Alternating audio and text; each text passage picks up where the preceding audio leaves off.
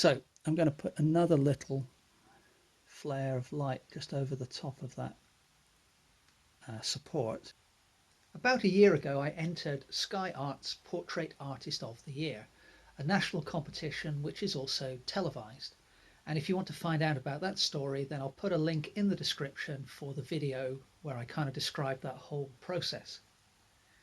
Now, last year when I entered, I hadn't painted portraits for many years, and I was also kind of preparing my entry under quite a bit of time pressure. So this year I wanted to do a rather more thorough job. Fortunately for me, Sky started doing an online portrait show where thousands of artists from around the world would take part painting celebrities, and this was called Sky Art's Portrait Artist of the Week. So I used the first season of that to kind of get back into portrait painting in depth. I experimented with lots of different media and lots of different styles and painted each celebrity in a different way. Sometimes I would challenge myself by doing a drawing with a Sharpie marker pen and no pencil drawing at all, and use that as the basis for a monochrome with sepia washes portrait, for example. Other times I'd use a real mix of stuff like Inktense and watercolor markers and acrylic and other things. Anyway, that was really good fun. I ended up with 9 different celebrity portraits and a range of different sketches. For season 2, however, I thought, well, I've kind of experimented quite a bit now. What I want to do is really kind of like finalize my style for the moment at least. And so I aimed to produce celebrity portraits in a more consistent style. And that went okay as well. You know, some of them took, say, 45 minutes. Others took nearly 2 hours. So I was always working fairly quickly. But my feeling was that this year I wanted to enter a more coherent sample of my work. So when you enter the Sky Arts show, you have to supply a self-portrait and also 2 other examples of your portrait work. So I was thinking, okay, well, this time what I'll do is try and put things in of a consistent style. So with that in mind, I decided to get going on my self-portrait. So the idea was, with the Portrait Artist of the Week, I would always use a screen grab from the live feed to use that as my reference. So I thought, well, I'll do something similar. I just filmed myself with a little time-lapse camera and grabbed a still and used that as my reference rather than working from a mirror, which would be the way I would normally work for a self-portrait. And then I got going on the painting. So I started out with some mixed media paper. This is A2 in size. And I put down this kind of pinky background color. And I mixed that up using some of this. The main component was this System 3 original fluorescent orange acrylic. So this is conventional acrylic. I added a little bit of this Winsor & Newton cadmium yellow, and then quite a lot of Winsor & Newton titanium white, and then just the merest touch of System 3 cobalt blue. And that gave me a kind of nice neutral skin tone. And then what I've done is I've drawn, I didn't use a grid at all. I tend not to do that. I wouldn't say I've never done it, but it's pretty rare. I just prefer to work freehand. So I've come in with this kind of mid-blue watercolor marker, and then I've gone over with an indigo to kind of correct my drawing. And I think I'm heading in the right direction at this stage, but I'm not 100% happy with the drawing. I don't know whether it's because I'm looking at me and I'm finding it difficult to judge, or whether it's just the weight of the line work that I've used. But what I plan to do is I'm going to start painting now with interactive acrylics over the top of this conventional acrylic. Next thing to do is block in the background. Now on the reference photo, the background is kind of quite a deep reddish brown, or brownish red. But I'm just going to ignore that and use blue for my background. You can see that I've just sprayed the surface of the painting with water, grabbing some tinting white. These are the interactive acrylics that I mentioned, and some ultramarine blue. And my plan is to, well, now if we look at the reference, the lighting is rather mixed in terms of the direction of the light source. But if I had to choose left or right in terms of the lighter side, I would say the left is somewhat lighter. So with that in mind, my plan is to use this fairly deep blue to block in the left-hand side of the painting. And then as we go over to the right-hand side, I'm going to make the blue somewhat lighter. Now, the idea of this is to slightly enhance the contrast of the painting overall. And we'll see how it works as things progress.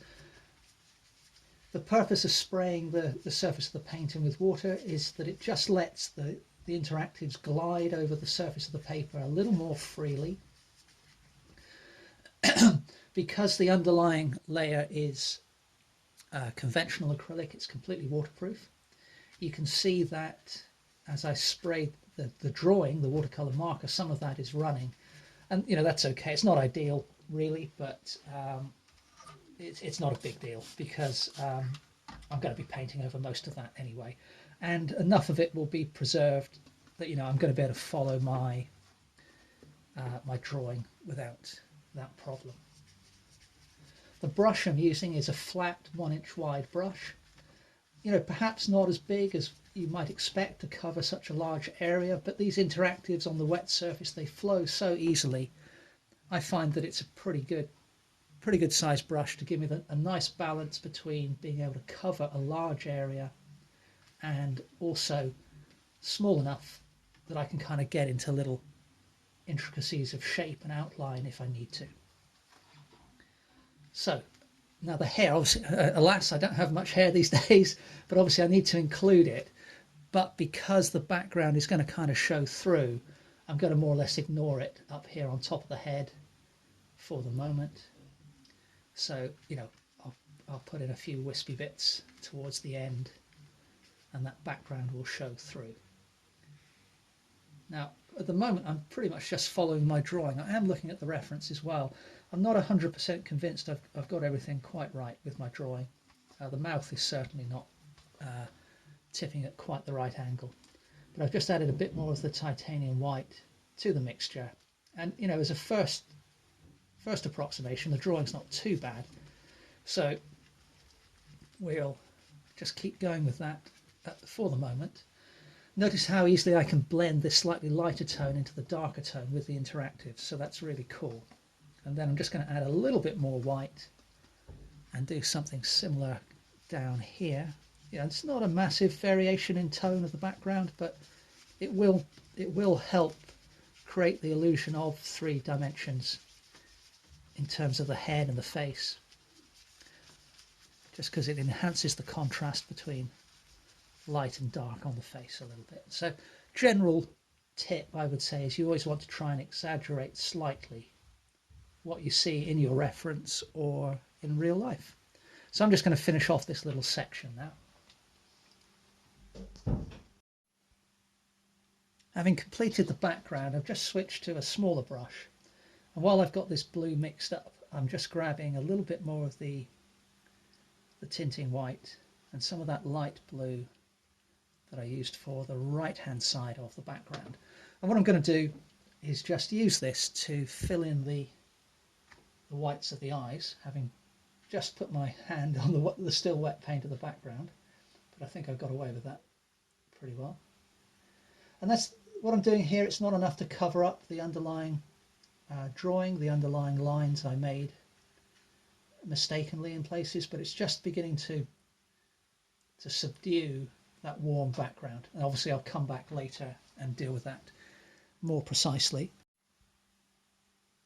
The shirt I'm wearing in the reference is blue, but I want it to be slightly different in hue compared to the background. So picking up a little bit more blue and some more of that tinting white, back to my larger brush now. Just grabbing a little touch of alizarin crimson, a little bit more. Oops, didn't even get any then. There we go. Just a little bit. And that's going to be just enough, I hope, to put a little bit more in perhaps, just to change the colour a tad. So we'll wet the bottom part of the painting now. And, again, it's just at this stage just being expressive, just trying to kill that background. I don't know how different the colour looks on camera, but it is subtly different to what I put into the background. And I'll add some highlights and shadows in just a little bit, which will hopefully differentiate things further. Now as I paint away here, these watercolour markers are mixing in with the paint, so you get some kind of unexpected colour effects. For the most part, I find that to be generally speaking, a positive thing. Sometimes things can get a little muddy, but once the first layer of paint is dry, it's so easy to cover up, you know, a watercolor marker with acrylic. So it's really not an issue. So let's keep this color extending down onto the shoulders. I just need to change the camera angle for you so that you can actually see what I'm doing in the bottom part of the painting. So the paper's drying up a little bit there, and I want to keep things flowing. Now for this lower part, if a little bit of that warm background shows through, that's okay. So generally speaking, you know, like many artists, I think, I tend to have, you know, more detail in the area of focus, and then if the person you're painting happens to kind of blend into the background a little bit at the edges of the painting, well, that's okay. It can give some quite interesting effects, I think. And also, you know, when somebody's looking at a painting, it gives them a kind of clue as to how you've created the finished article. So we've got the shirt blocked in. Oops. So shirt blocked in, keeping that surface nice and wet. Same brush, haven't cleaned it, just grabbing some more of the tinting white, and I'm just going to put in a few soft highlights. So we've got the light catching on the collar here, on this part of the collar as well. Keeping the brush strokes, you know, pretty loose and not too fiddly, but at the same time following the fabric for the most part. Can suggest, you know, the kind of the joining of the shirt at the front there. The fabric's bowing out a little bit here. The light is catching on top of the shoulder and here as well. Perhaps a little bit along that other shoulder too.